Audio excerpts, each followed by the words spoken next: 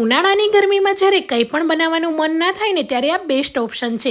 તો જો આ રીતે પંચરત્ન ખીચડી બનાવી લીધી ને તો હેલ્ધી પણ બનશે અને ટેસ્ટી પણ લાગશે. તો આજે આપણે પંચરત્ન ખીચડી બનાવી લઈશું. એના માટે અડધો કપ જેટલી મિક્સ દાળ, 1/4 કપ જેટલા ચોખાને મિક્સ કરીને સારી રીતે ધોઈ લઈશું.